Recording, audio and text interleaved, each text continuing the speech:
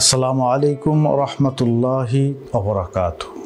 সম্মানিত দর্শক শ্রোতা, দূরে কাছে দেশে বিদেশে যে যেখান থেকে আমাকে দেখছেন সবাইকে জানাই আন্তরিক শুভেচ্ছা এবং অভিনন্দন। আগামী 7 তারিখে ঈদুল আজহা এবং ঈদুল আজহার অগ্রিম শুভেচ্ছা, ঈদ মোবারক। দরবার শরীফে দূর দূরান্ত থেকে আশেকান জাকেরান ভক্তবৃন্দরা যারা আসেন তাদের অবগতির জন্য জানাচ্ছি যে আমাদের দরবার শরীফে ঈদের নামাজ 9টার সময় শুরু হয়। আশা করছি আপনারা ঠিক সময় মতো দরবার শরীফে উপস্থিত হবেন। পাশাপাশি আমরা ঈদ করব, ঠিক আছে, আনন্দ করব, ঈদে কুরবানি দিব, গোস্ত বিলাবো, ঠিক আছে, কিন্তু আমাদের কুরবানিটা যেন সঠিকভাবে আদায় হয় এই জন্য আগের থেকেই প্রস্তুতি নিতে হবে।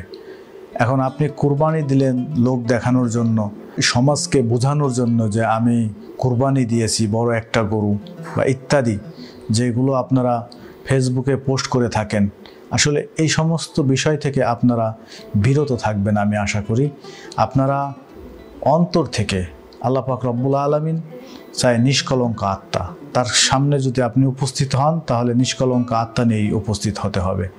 তাই আসুন আমরা কুরবানির আগেই আমাদের অন্তরকে পরিশুদ্ধ করি, আমাদের হৃদয়কে পরিশুদ্ধ করি, যাতে আমাদের কুরবানিটা আল্লাহর দরবারে কবুল হয়। আমাদের কুরবানিটা এমন না হয় যেন আল্লাহ পাক রব্বুল আলামিন আমাদের উপর নারাজ হয়। তো আমি আপনাদেরকে সতর্ক করছি এই বিষয়টা নিয়ে, কারণ আপনাদের হৃদয়কে, আপনাদের মনকে, আপনাদের কলকে আগের থেকেই পরিশুদ্ধ করুন এবং কুরবানিটা যেন আল্লাহর কাছে কবুল হয়। আপনারা ভালো থাকবেন। আসসালামু আলাইকুম ওয়া রাহমাতুল্লাহি তাআলা ওয়া বারাকাতুহু।